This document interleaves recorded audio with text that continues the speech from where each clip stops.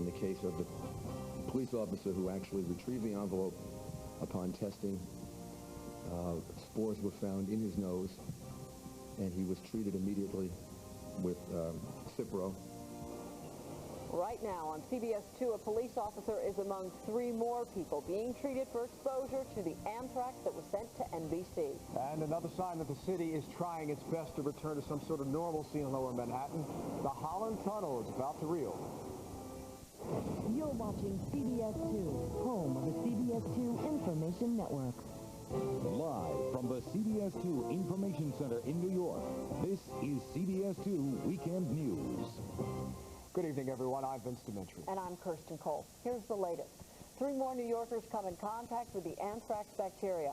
A police officer and 2 lab technicians who handled the tainted letter mailed to NBC test positive for spores. But there's good news from Nevada. So far, 4 Microsoft employees test negative for anthrax exposure there. But test results are still out on 2 others. And President Bush tells the Taliban, no deal. Afghanistan's leaders offer to turn Osama bin Laden over to a 3rd country in order to stop the bombing of their nation. Now, the list of people coming in contact with anthrax is still growing here in New York. At the same time, the police and FBI are being overrun with false alarms. Now, in our post-September 11th lives, we are being instructed on how to handle mail and when to call in the police. The last 24 hours have seen more than 100 calls coming into the NYPD for possible anthrax. From the New York Times to NBC and right here at CBS, suspicious materials were found and authorities called. The only confirmed case in New York has come from NBC, and the number who've come in contact with spores is growing. Today, 3 more people tested positive for exposure. The police officer who responded to 30 Rockefeller and 2 lab workers, some with spores in their nose, 1 with a spore on her face. But they do not have the anthrax disease. We know you need to be exposed to something in the range of 8,000 to 10,000 spores in order for, and those spores have to actually get down inside your lungs, not just in your nasal passages. Only 1 employee at NBC tested positive for spores after opening hate mail addressed to anchor Tom Brokaw.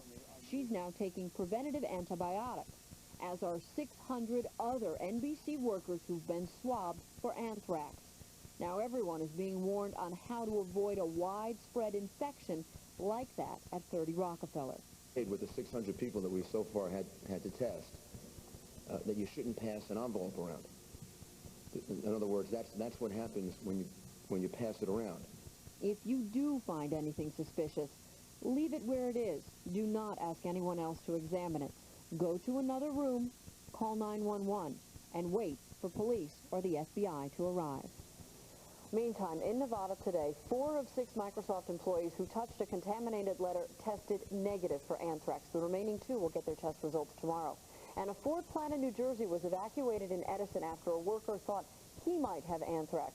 Instead, a state health department spokeswoman says it appears he has a staph infection. Vince? As much as government and health officials try to assure them